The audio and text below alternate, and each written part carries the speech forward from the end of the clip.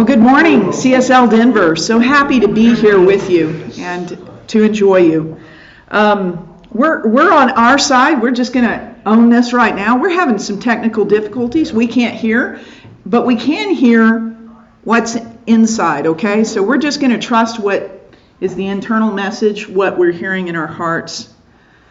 And so, paradox, a statement or a proposition that despite sound or apparently sound reasoning from acceptable premises leads to a conclusion that seems senseless, logically unacceptable, or just self-contradictory. Okay? Are you up for an honest confession from me? Sure. Okay. I'm a minister, long time now, and a chaplain, and sometimes I have difficulty trusting God. Anybody else ever have that difficulty? Yeah, so I'm a minister, but I have trouble trusting God at times. That seems a little contradictory right there, right? Well, today we're going to actually talk about, and the title of my message is The Genius of Paradox, because there is a genius within this seeming contradiction, this seeming two things being true at once, or two things seeming wrong at once, or one seeming right and one seeming wrong. It can all be part of the experience we know as paradox. Now, I love God. I love spirit. I believe in spirit. And then sometimes I just feel uneasy about my future.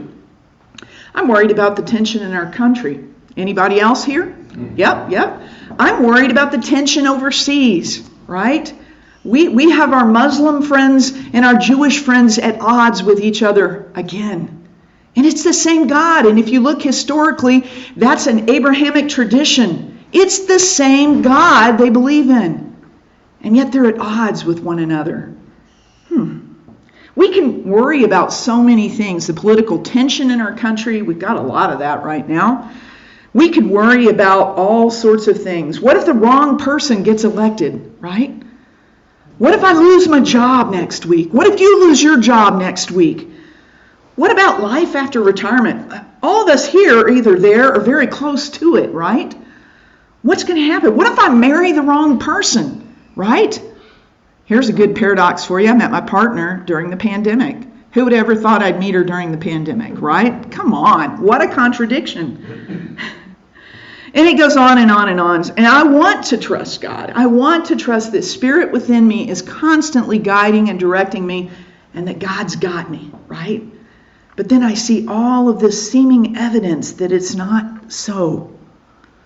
That it's just not so. Ernest Holmes teaches us about paradox. Ernest Holmes talks about the law. See, the law will work whether you believe in it or not. And if you don't believe in it, it will work according to that belief. And so it appears like it doesn't work. In reality, it is working perfectly. Now that's a paradox. It will work according to your belief. But people say it's evidence that there is no such thing as the law. Right? Okay, you can hold that belief. I'll support you in that. And I'm going to just keep believing what I believe. Right? So it's a fair question. Can we trust Spirit? Can we truly trust Spirit? Well, today I'm going to give you two affirmative prayers, just short little affirmations that can help you build trust in the seeming, unwitting, not going to be true about God, right? So when you're doubting God the most, these will help you. When you think there's no way this prayer is ever going to come true, I'm going to give you affirmative statements to make so that you can lean into it. And let's start with a metaphysical look at a story in the Bible. Jesus was by Lake of Gennesaret, and he was teaching. And it came to the end of the day, and he saw two fishing boats out on the water. Fishermen cleaning nets. They didn't have any fish in the nets. They were just cleaning them. And he got into the boat belonging to Simon Peter. You guys all remember Simon Peter. And he says, take us on the water. I want to do some teaching. I want to speak to the people. And when he had finished speaking, this is from Luke 5, he said to Simon, put out into deep water and let down the nets for a catch. Now let's take a look at the meaning of that metaphysically. Deep water is deeper consciousness, right? It's going deeper than they had been going before. Let down the nets is metaphysical for surrender. To surrender and let down your nets and go deeper.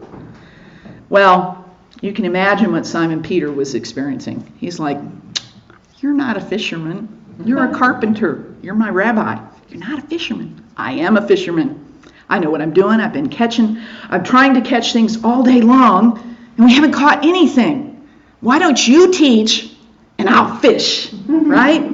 So you can imagine he's like going, that's not going to work, Master. Not going to work. And what you're asking me kind of sounds stupid.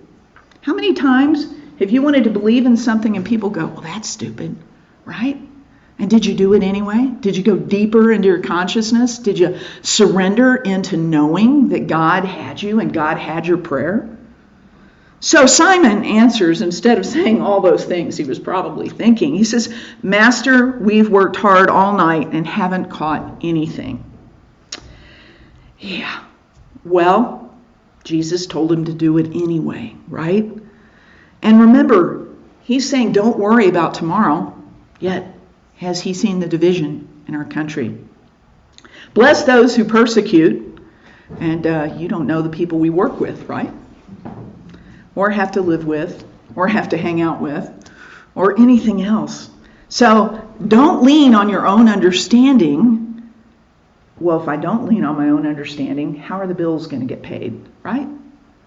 Well, we always say, well, you treat and then you move your feet. You do your part, right? And I'm a big believer in there. But that's paradox. That's really what happens when everything seems to speak against the truth we are speaking and we lean into it anyway. So here's the first affirmative statement, all right? Spirit guides me to follow Spirit's ways even when I don't understand. Spirit guides me to follow Spirit's ways even when I don't understand. So let's see the way this prayer lived out. Simon let down his nets. Simon answered, we haven't worked, but because you say, or we have worked hard all night, haven't caught anything. But because you say so, I will let down the nets. See how he's leaning into the paradox? He's leaning into Spirit. So let's affirm that. Repeat after me. Let down my net. Let down my net. Let down my net. Let down my net. All right. It takes that moment of surrender. When we surrendered, suddenly we could hear the audio just like you guys out there. And we got real smart. We just gave it up. And guess what? Somebody turned on their phone and we could hear what you were hearing.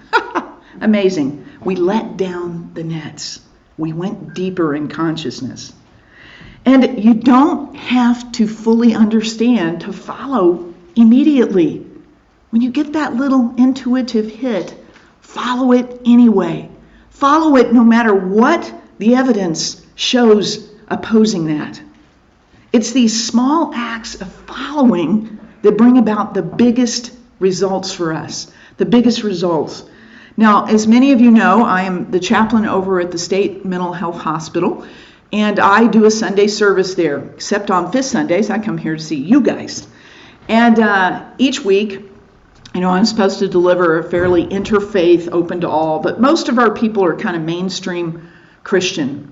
And so I was like, what do I do? How do I stay in integrity? And I'm supposed to do this interfaith, but how do I do this and really give a message that I can believe in and I feel authentic delivering?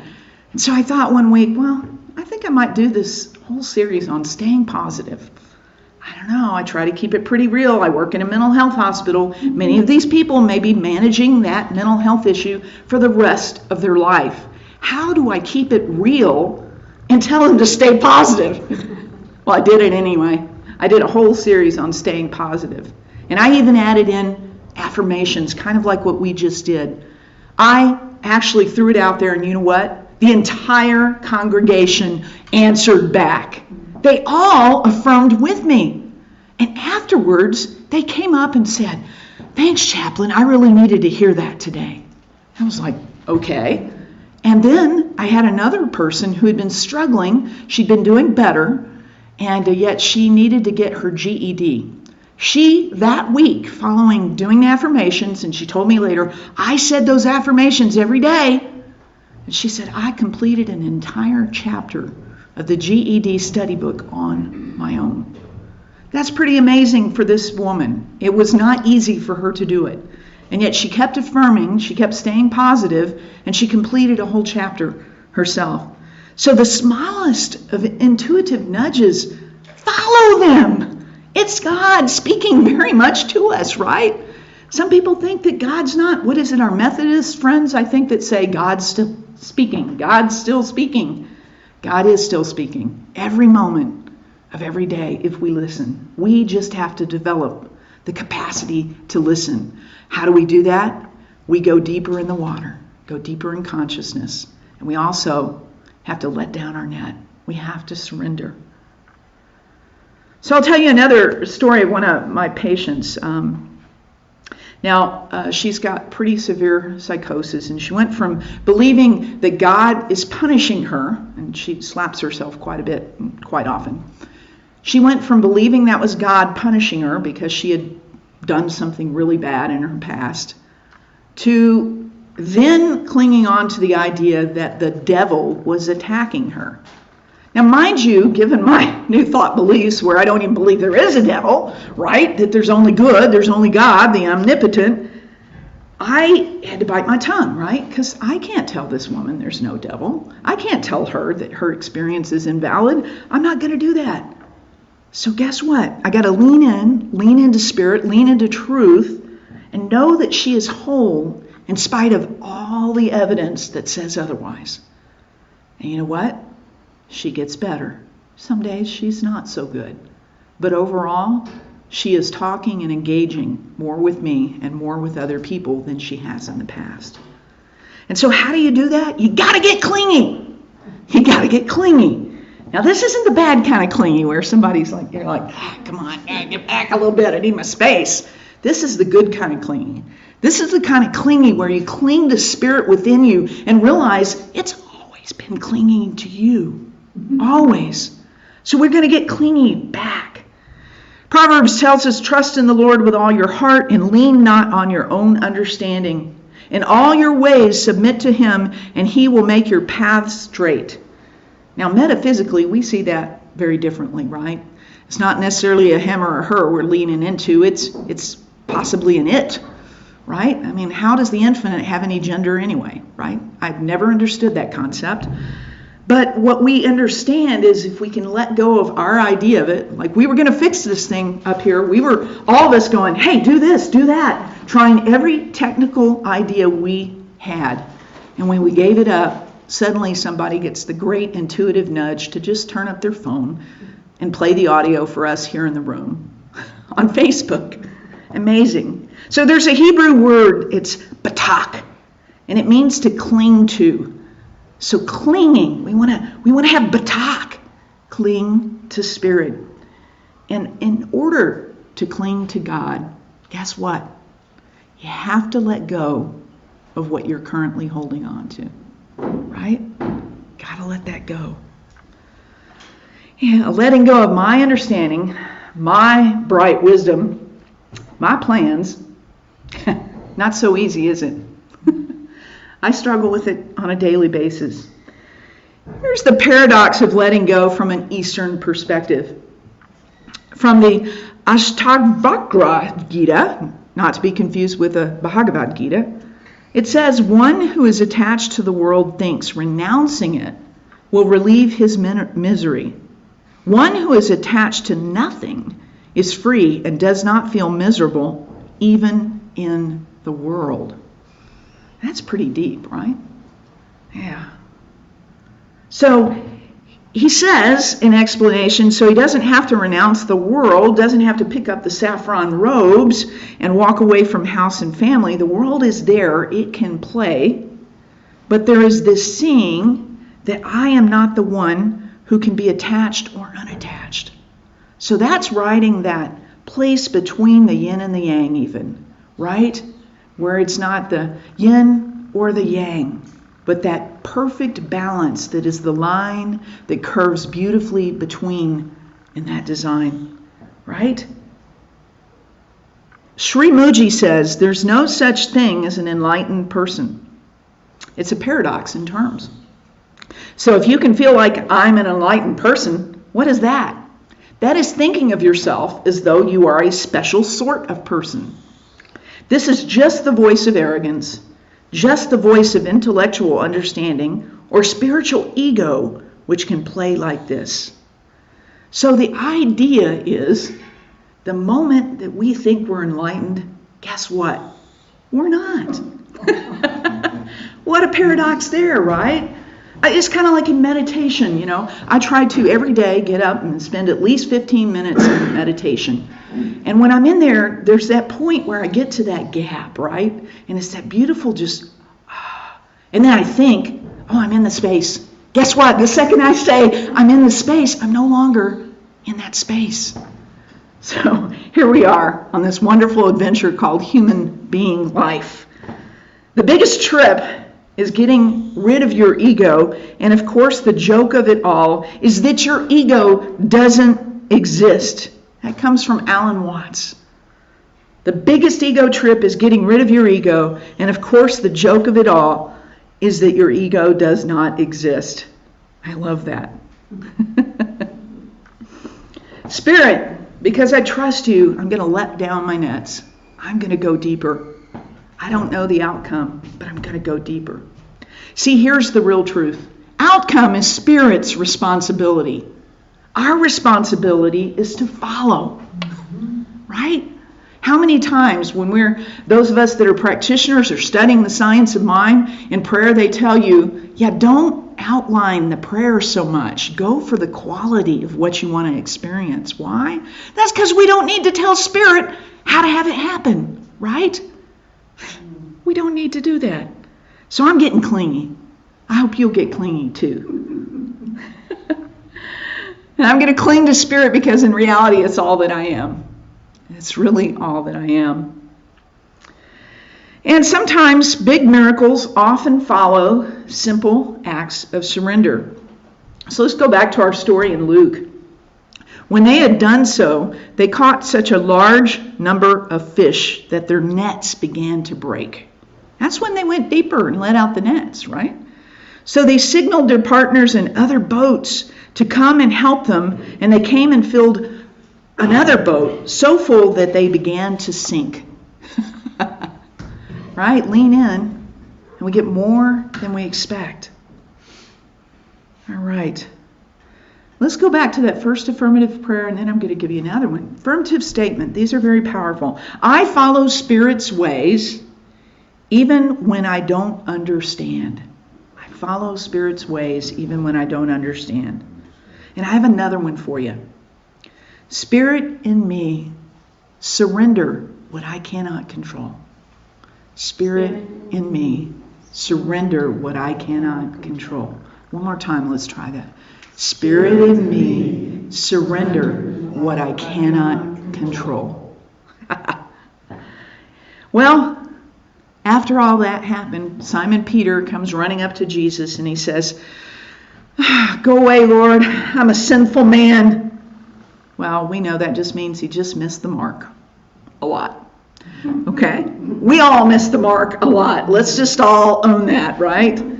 And so Jesus says to him, "Don't be afraid. From now on, you will fish for people." Right? He turned him to understanding that instead of worrying so much about getting fish, you're going to call people to the message of truth, the message that the I Am lives and resides within all of us, right? Within all of us. So to Simon Peter, his nets represented provision, security, future. First, you let them down, but then you lay them down. So let go of your plans, let go of your understanding, cling to God. Therein lies the transcendence of paradox. The transcendence, that equals the genius of paradox. So, in the last 3 weeks leading up to this, let's see, even 3 days ago, I was having severe foot pain. I was experiencing plantar fasciitis. I went to a provider. The provider said, oh, you don't just have plantar fasciitis, you also have, your Achilles tendon is a mess. And I was like, well, is that why it hurts so much? And he's like, yeah. So he did some acupressure and things of that nature. I went to a reflexologist. All of that helped, but I still had this just severe pain in my left foot. And I'm talking like not wanting to walk. And guess what? My job requires that I walk all over the campus of the hospital. I get my 10,000 steps most days before I ever get home. So believe me, it was getting in my way. And so suddenly I decided maybe I should go to prayer with this. So I started bringing it into my morning practice, and I decided, you know what? I'm having trouble believing that my foot pain's going to go away, so I'm going to get some help here. So I contacted 3 other people that I love and trust and said, would you please pray for the healing of my foot? And I let down my nets. I laid down my net and said, okay, I don't know what's going to happen. Maybe I'm going to deal with this and manage this for the rest of my life. I am getting older. Maybe this is what it looks like. So I laid down my net on that one. I surrendered. And guess what? My foot is doing great. I would not have been standing up here feeling so good. I mean, I don't know why it went away. Do you know why it went away? Probably because I surrendered and asked Spirit to direct it, right? So some people trust in economy. Some people trust in who holds office.